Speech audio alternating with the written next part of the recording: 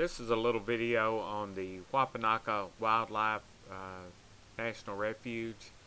It's located in northeast Arkansas, and took a quick trip up there today and just wanted to give you a kind of an overview of what it's about.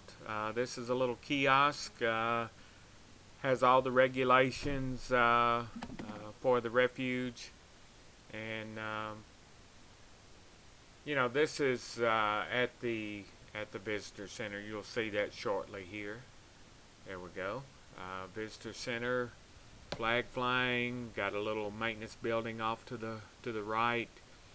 I've been up here several times, and quite honestly, I have never seen that visitor center open.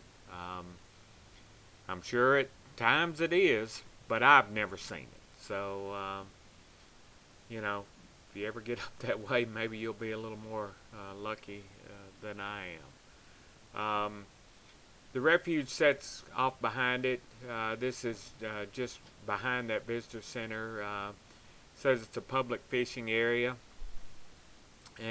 but it's primarily the area that I believe most people launch their kayaks and canoes. You've probably, if you've searched this online, you've seen other videos of people entering here and going through this flooded habitat. Up here you have kind of a it's not really a dam, I guess it's a gateway.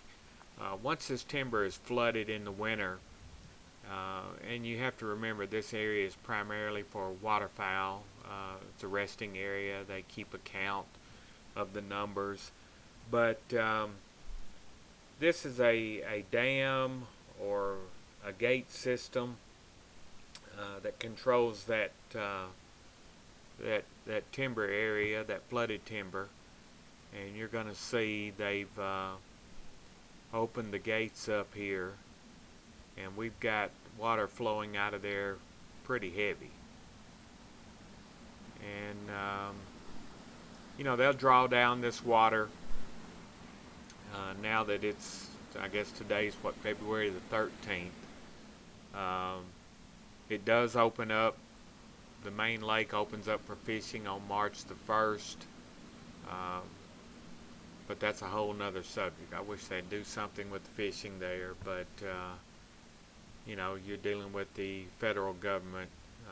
Arkansas Game and Fish probably has very little to do with this. But it's a pretty refuge, I guess.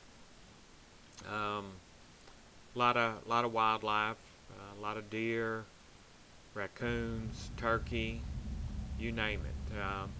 But anyway, this is the road that kind of winds around back to the main area, I guess. Off to the left here, you've got pretty much just the drainage area that those gates were letting the water flow into. And then again, off to the right, you've got the flooded timber. And here we're going to make a turn to the right. Straight ahead just kind of goes out to some farmland, but there's all kinds of wildlife through here. Everybody, you got to have a few turtles. You can imagine that. There was a lot of turtles as I went through there. I walked up to the edge here, and you're going to see the remaining waterfowl, I guess.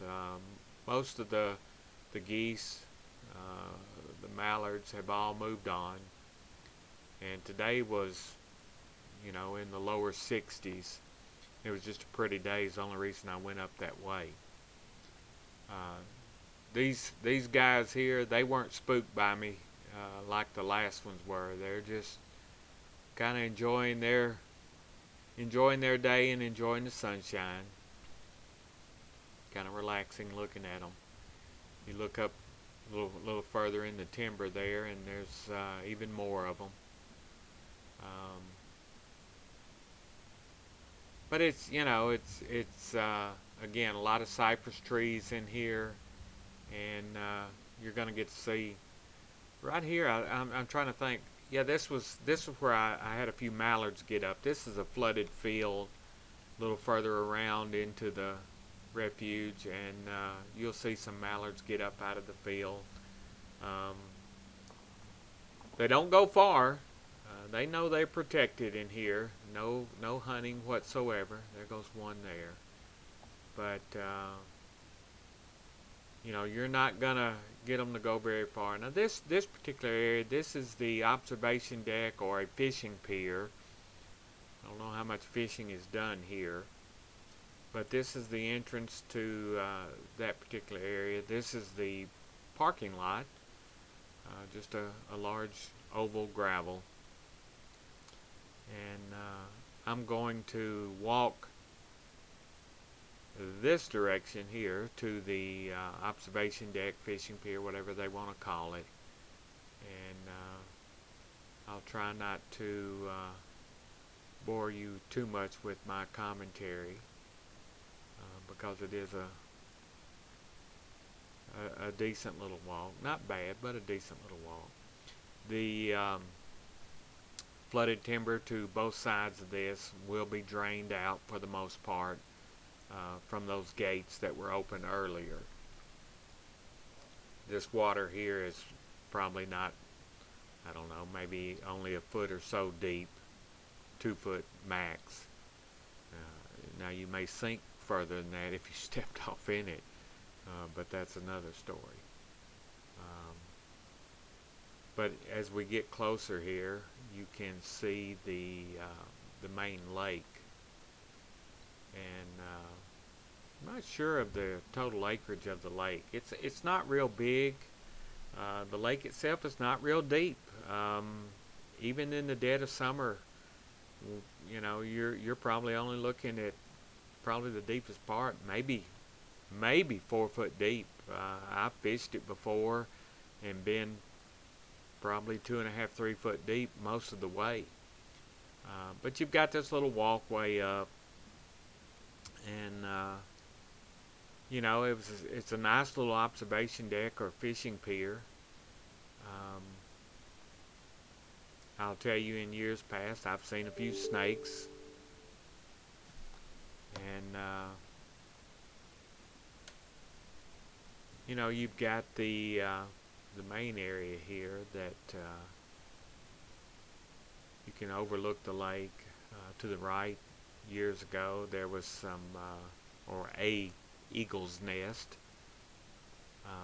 but they've got some growth now that kind of hampers the fishing right here by the pier. When they first built the pier years ago, it wasn't like that. But and there's a little bit of wildlife out there, little waterfowl. Can't tell what it is. I don't even know if you can see that, but they're out there. Again, not much of it left. It's mid-February and they've moved on. But kind of a pretty sight.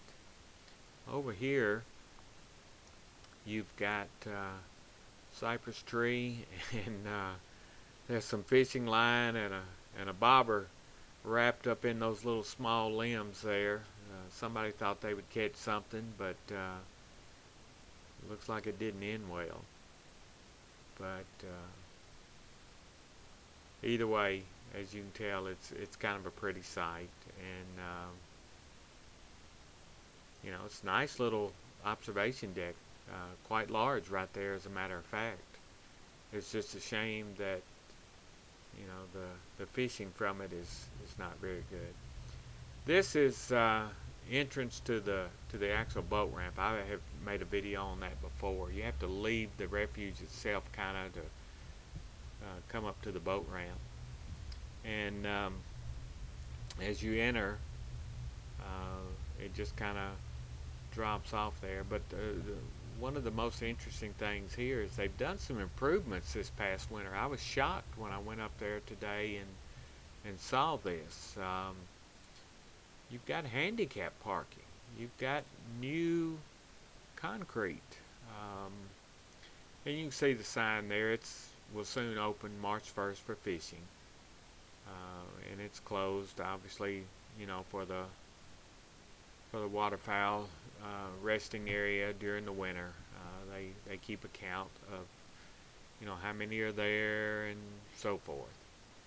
Off to the right you can see how it's kind of nasty there because it is so shallow, and we've had a lot of rain lately. It's washed some things up. But new concrete, new rails, got a few cleats there to tie your boats up.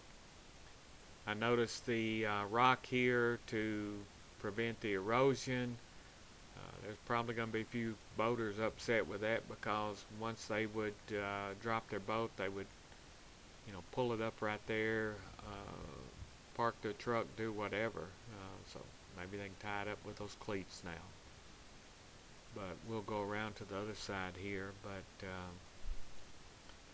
this particular boat ramp, funny story, I had a little awkward incident. I lost a transom saver bar in there, being a dummy. Backed up, didn't take it off. So somewhere it's either in there or somebody got it.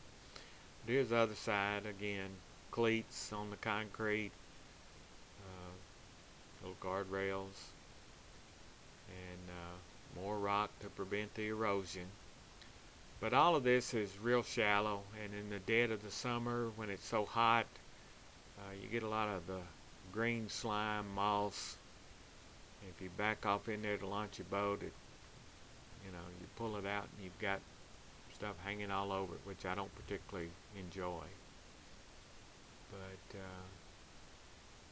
this is kind of a shot off to the side there, and then the entire boat ramp itself. I have seen this parking lot completely packed, and the fishing is not that great. To me, it's more for the ducks and geese, and not so much for the fishing. Fishing is a byproduct. Probably 25, 30 years ago, they did drain it, clean it, restock it, but it's not in that great a shape. And because it is so shallow in the dead of summer, the lily pads will just absolutely take it over.